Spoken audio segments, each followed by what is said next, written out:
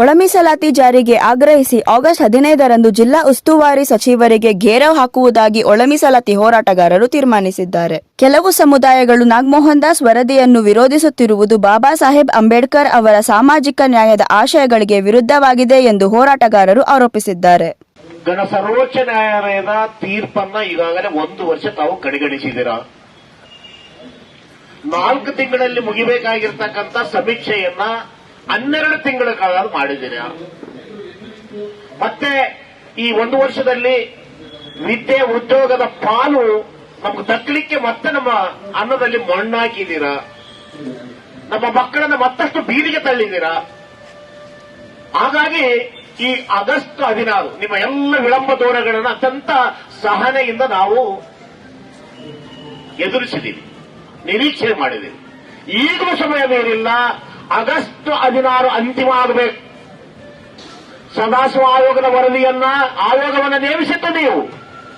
ನಾಗಮೋಹನ್ ದಾಸ್ ಅವರ ಆಯೋಗದ ಸಮಿತಿಯನ್ನು ನೇಮಿಸಿದ್ದು ನೀವು. 2 ಸಮಿತಿಗಳ ವರದಿಗಳನ್ನು ನೀವು ಒಪ್ಪಲೇಬೇಕು. ಸರ್ವೋಚ್ಚ ನ್ಯಾಯಾಲಯದ ಒಂದು ಆದೇಶವನ್ನ, ತೀರ್ಪನ್ನ ಅತ್ಯಂತ ಸಮಗ್ರವಾಗಿ ಅರ್ಥ ಮಾಡಿಕೊಂಡಿರ್ತಕ್ಕಂಥ ನಾಗಮೋಹನ್ ದಾಸ್ ಅವರು ಸಂವಿಧಾನಾತ್ಮಕವಾಗಿರ್ತಕ್ಕಂಥ ಘನತೆಗೆ ಅವರು ತಮ್ಮದೇ ಆಗಿರ್ತಕ್ಕಂಥ ಕೊಡುಗೆಯನ್ನು ಕೊಟ್ಟಿದ್ದಾರೆ 101 ಜಾತಿಗಳಿಗೆ. ನಾಗಮೋಹನ್ ದಾಸ್ ಅವರು 101 ಜಾತಿಗಳ ಯಾವುದೇ ಸಮುದಾಯದ ಸೋದರ ಮಾವ ಅಲ್ಲ. ಹಂಗಾಗಿ ಅವರು ಕೊಟ್ಟಿರ್ತಕ್ಕಂಥ ವರದಿಯನ್ನ ನಿಷ್ಪಕ್ಷಪಾತವಾಗಿ ಒಪ್ಪಬೇಕಾಗಿದೆ. 16ಕ್ಕೆ ನೀವು ಒಳ ಮೀಸಲಾತಿಯನ್ನ ಬೇಷರತ್ತಾಗಿ ಜಾರಿ ಮಾಡದೆ ಹೋದರೆ ಆಗಸ್ಟ್ 16 ನಂತರ ನಡೀತಕ್ಕಂಥ ನಮ್ಮ ರಾಜಧಾನಿಯಲ್ಲಿನ ಹೋರಾಟ ರಣಾಂಗಣವಾಗ್ತದೆ.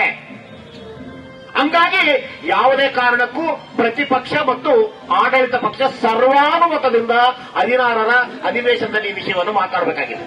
ಅದೇ ತರ ಪ್ರತಿಪಕ್ಷವಾಗಿರ್ತಕ್ಕಂಥ ಬಿಜೆಪಿ ಕೇಳ್ತಾ ಇದ್ದೀವಿ, ನೀವು ಮಾತಾಡಬೇಕಾಗಿದ್ದು ಬೀದಿಯಲ್ಲೆಲ್ಲ, ನೀವು ಮಾತಾಡಬೇಕಾಗಿದ್ದು ಸದನದಲ್ಲಿ.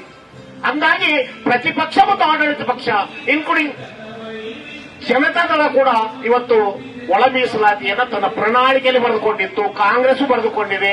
ಬಿಜೆಪಿ ಕೂಡ ಮಾಧುಸ್ವಾಮಿ ನೇತೃತ್ವದ ವರದಿಯನ್ನು ಅಂಗೀಕರಿಸುವ ಮೂಲಕ ಒಳ ಮೀಸಲಾತಿ ಪರವಾಗಿದ್ದೀವಿ ಅಂತ ಹೇಳಿದ್ದಾರೆ. ಇನ್ನು ವಿರೋಧನೇ ಇಲ್ಲ. 224 ಜನ ಶಾಸಕರು ಇದನ್ನು ಸಮರ್ಥಿಸಬೇಕಾಗಿದೆ. ಕೇವಲ ಮಾದಿಗರು ಛಲವಾದಿಗಳಷ್ಟೇ ಮಾತಾಡಬೇಕಂತಲ್ಲ.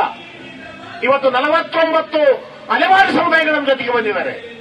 18 ಪರಿಶಿಷ್ಟ ಜಾತಿಯಲ್ಲಿರ್ತಕ್ಕಂಥ ಮಾದಿಗ ಸಂಬಂಧಿತ ಜಾತಿಗಳು ನಮ್ಮ ಹೋರಾಟದಲ್ಲಿದ್ದಾರೆ. ಛಲವಾದಿ ಸಂಬಂಧಿತ 17 ಸಮುದಾಯಗಳು ನಮ್ಮ ಹೋರಾಟದಲ್ಲಿದ್ದಾರೆ. ಅಂದ್ರೆ ಇನ್ನ ಹೊರಗಡೆ ಉಳಿದಿರ್ತಕ್ಕಂಥವ್ರಿಗೆ ಯಾರನ್ನ ಪ್ರಶ್ನೆಗೆ ನೀವೇ ಎಣ್ಣೆ ಹಾಕಿ ಇದರಲ್ಲಿ ವಿಳಂಬ ಮಾಡ್ತಾ ಇದ್ರು. ಅದಕ್ಕೋಸ್ಕರ ಆಗಸ್ಟ್ 16 ಅಂತಿಮವಾಗಿರ್ತಕ್ಕಂಥ ನಮ್ಮ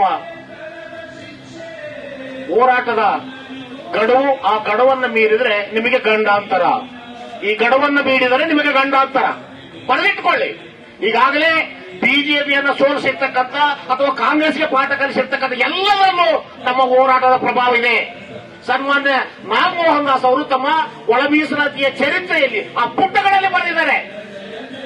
ವಾದಿಗಳ ಹೋರಾಟ, ಮಹಾ ಹಕ್ಕುಗಳ ಹೋರಾಟ, ಮಾನವ ಹಕ್ಕುಗಳ ಹೋರಾಟ, ರಾಜಕೀಯದಲ್ಲೂ ಕೂಡ ಪರಿಣಾಮ ಬೀರಿರ್ತಕ್ಕಂಥ ಹೋರಾಟ ಅನ್ನೋದನ್ನ ಅವರ ಒಳ ಮೀಸಲಾತಿಯ ವರದಿಯಲ್ಲಿ ದಾಖಲಿಸಿದ್ದಾರೆ. ಒಂದ್ಸರಿ ತೆರೆದು ನೋಡಿ. ಪುಟ ಸಂಖ್ಯೆ 39, 40, 41ರಲ್ಲಿ ನೀವು ಮತ್ತೊಂದ್ಸಾರಿ ತಿರುಗಿ ನೋಡಿ. ಒಳ ಮೀಸಲಾತಿಗೆ ರಾಯಚೂರು ಮತ್ತು ರಾಜರಾಜ್ಯಂತ ಈ ಒಳ ಮೀಸಲಾತಿ ರಾಜಧಾನಿಗಳು ಯಾವ ತರ ತಲ್ಲಣವಾಗಿದ್ದಾವೆ ಅನ್ನೋದನ್ನ ಬಹಳ ಅಧಿಕೃತವಾಗಿ ಬರೆದಿದ್ದಾರೆ. ಅದಕ್ಕೋಸ್ಕರ ಸನ್ಮಾನ್ಯ ಸಿದ್ದರಾಮಯ್ಯನವರೇ, ಸಾಮಾಜಿಕ ನ್ಯಾಯ, ಸರ್ವೋಚ್ಚ ನ್ಯಾಯಾಲಯ, ತಾವೊಬ್ಬ ನ್ಯಾಯವಾದಿಗಳು ಆಗಿರೋದ್ರಿಂದ ಯಾವುದೇ ಕಾರಣಕ್ಕೂ ವಿಳಂಬ ಮಾಡಲಾರ್ದೇನೆ, ಯಾವುದೇ ಕಿವಿಗಳಿಗೆ ತಾವು ಕಿವಿ ಕೊಡಲಾರ್ದೇನೆ ಏಕಪಕ್ಷೀಯವಾಗಿ ತೀರ್ಮಾನ ತೆಗೆದುಕೊಳ್ಳತಕ್ಕಂಥ ಪರಮಾಧಿಕಾರವನ್ನು ನಿಮಗೆ ಸರ್ವೋಚ್ಚ ನ್ಯಾಯಾಲಯ ಕೊಟ್ಟಿದೆ. ಇದುವರೆಗೆ ನಿಮಗೆ 341 ಅಡ್ಡಿ ಇತ್ತು. ಇದುವರೆಗೆ ನಿಮಗೆ ಕೇಂದ್ರ ಸರ್ಕಾರದ ಆದೇಶವನ್ನು ತಾವು ಕಾಯಬೇಕಾಗಿತ್ತು. ಈಗ ಸ್ಪಷ್ಟವಾಗಿ ಆರ್ಟಿಕಲ್ 14, 15 and 16 ಬಹಳ ಬುನಾದಿಯನ್ನು ಒದಗಿಸಿದಾವೆ. ಅರುಣ್ ಮಿಶ್ರಾ ಅವರ ಜಡ್ಜ್ಮೆಂಟ್, ಸಂತೋಷ್ ಹೆಗಡೆ ಅವರ ಜಡ್ಜ್ಮೆಂಟ್ ನಂತರ ಬಂದಿರತಕ್ಕಂಥ ಚಂದ್ರಚೂಡ್ ಅವರ 7 ಪೀಠದ ಜಡ್ಜ್ಮೆಂಟ್ ಅಂತಿಮ ಫರ್ಮಾನು ಇದು. ಇಂಥ ಬಲವಾಗಿರ್ತಕ್ಕಂಥ ತಾಕತ್ತು ನಿಮಗೆ ಕೊಟ್ಟಿರೋ ಕಾಲಕ್ಕೆ ಮತ್ಯಾವ ಕಾರಣಕ್ಕೆ ಮೀನವೇಷ ಮಾಡ್ತಾ ಇದ್ದೀರಿ? ಯಾವ ಕಾರಣಕ್ಕೆ ಕಾರಣವನ್ನು ಮಾಡ್ತಾ ಇದ್ದೀರಿ? ಆ ಕಾಲಹರಣವನ್ನು ತಾವು ಆಗಸ್ಟ್ 16ಕ್ಕೆ ಅಂತಿಮಗೊಳಿಸಬೇಕು ಅನ್ನೋದು ನಮ್ಮ ಆಗ್ರಹ. ಒಂದು ವೇಳೆ 16 ನಂತರ ಮತ್ತೆ ನಿಮ್ಮ ಕಾಲಹರಣ, ಮೌನ, ದಿವ್ಯ ನಿಧಾನ ದ್ರೋಹ ಮುಂದುವರೆದರೆ ನಮ್ಮ ಒಳ ಮೀಸಲಾತಿಯ ಕಿಚ್ಚು ನಿಮ್ಮ ಪಕ್ಷವನ್ನ ಸುಡುತ್ತದೆ ಅನ್ನೋ ಆಗ್ರಹವನ್ನು ಈ ಸಂದರ್ಭದಲ್ಲಿ ಹೇಳ್ತಾ ಇದ್ದೀವಿ. ಅಹೋರಾತ್ರಿ ಧರಣಿಯನ್ನ ನಾವೆಲ್ಲರೂ ಕಳೆದ 30 ವರ್ಷಗಳಿಂದ ಒಳ ಮೀಸಲಾತಿ ಜಾರಿಗೆ ಆಗಬೇಕು ಅನ್ನುವಂತ ಎಲ್ಲ ಹೋರಾಟಗಾರರು ಹಿರಿಯರು ಒಮ್ಮತದಿಂದ ಈ ನಿನ್ನೆ ಧರಣಿಯನ್ನ ನಾವು ಪ್ರಾರಂಭ ಮಾಡಿದ್ದೀವಿ. ಅದೊಂದು ಸಾಂಕೇತಿಕವಾದಂತ ಅಹೋರಾತ್ರಿ ಧರಣಿ. ನಿನ್ನೆ ಎಲ್ಲ ಮುಖಂಡರು ಒಂದು ಸರ್ವಾನುಮತದಿಂದ ಸರ್ಕಾರದ ನಡೆಯನ್ನ ನೋಡಿ, ಸರ್ಕಾರದ ನಿರ್ಲಕ್ಷ್ಯ, ಸರ್ಕಾರದ ಈ ಒಳ ಮೀಸಲಾತಿಗೆ ಸಂಬಂಧಪಟ್ಟಂತ ಒಂದು ನಿರ್ಲಕ್ಷ್ಯ ಧೋರಣೆ ಏನಿದೆ, ಆ ಒಂದು ಧೋರಣೆಯನ್ನ ಖಂಡಿಸಿ ನಾವು ನಮ್ಮ ಹೋರಾಟವನ್ನ ತೀವ್ರಗೊಳಿಸಬೇಕು ಅನ್ನುವಂತ ಕಾರಣದಿಂದ ನಿನ್ನೆ ಎಲ್ಲ ಸಮನ್ವಯಸ್ಕರ ಹೋರಾಟಗಾರರು ಒಂದು ಮುಖ್ಯವಾದಂತ ತೀರ್ಮಾನವನ್ನ ತೆಕ್ಕೊಂಡಿದ್ದೀವಿ. ಈಗಾಗಲೇ ಸಿದ್ದರಾಮಯ್ಯ ನೇತೃತ್ವದ ಕಾಂಗ್ರೆಸ್ ಸರ್ಕಾರ ಚುನಾವಣಾ ಪೂರ್ವದಲ್ಲಿ SC/ST ಸಮಾವೇಶದಲ್ಲಿ ಪರಿಶಿಷ್ಟರ ಒಳ ಮೀಸಲಾತಿಯನ್ನ ಜಾರಿಗೆ ತರ್ತೀವಿ ಅನ್ನುವಂತ ಒಂದು ಘೋಷಣೆಯನ್ನ ಮಾಡಿದ್ರು. ಅದೇ ರೀತಿಯಲ್ಲಿ ಪಕ್ಷದ ಪ್ರಣಾಳಿಕೆಯಲ್ಲೂ ಕೂಡ ಅವರು ಪ್ರಕಟ ಮಾಡಿದ್ರು. ಒಳ ಮೀಸಲಾತಿಗೆ ಸಂಬಂಧಪಟ್ಟಂತೆ ಮೊದಲನೇ ಅಧಿವೇಶನದಲ್ಲಿ ನಾವು ಇದನ್ನ ಚರ್ಚೆ ಮಾಡಿ ಕೇಂದ್ರಕ್ಕೆ ಶಿಫಾರಸು ಮಾಡ್ತೀವಿ ಅಂತ ಕೂಡ ಹೇಳಿದ್ರು. ಅದಾದ ನಂತರ ಕಳೆದ ವರ್ಷ ಆಗಸ್ಟ್ 1ರಂದು ಮಾನ್ಯ ಸುಪ್ರೀಂ ಕೋರ್ಟ್ ಪರಿಶಿಷ್ಟರ ಒಳಗಡೆ ಒಳ ಮೀಸಲಾತಿಯನ್ನ ಜಾರಿಗೆ ತರಬೇಕನ್ನುವಂತ ಒಂದು ಪ್ರಮುಖವಾದಂತ ಬಹುದಿನಗಳ ಹಕ್ಕೊತ್ತಾಯಕ್ಕೆ ಸುಪ್ರೀಂ ಕೋರ್ಟ್ ಒಂದು ಸ್ಪಷ್ಟವಾದಂತ ತೀರ್ಪನ್ನ ನೀಡಿತು. ಆ ತೀರ್ಪನ್ನ ಮಾನ್ಯ ಮುಖ್ಯಮಂತ್ರಿಗಳು ಸ್ವಾಗತ ಮಾಡಿ ಇದನ್ನ ರಾಜ್ಯದಲ್ಲಿ ಅದಕ್ಕೆ ಬೇಕಾಗಿರುವಂತ ದತ್ತಾಂಶಗಳನ್ನ ಕ್ರೋಢೀಕರಿಸಿ ಸಮೀಕ್ಷೆ ಮತ್ತು ಮಾಹಿತಿಗಳನ್ನ ಕ್ರೋಢೀಕರಿಸಿ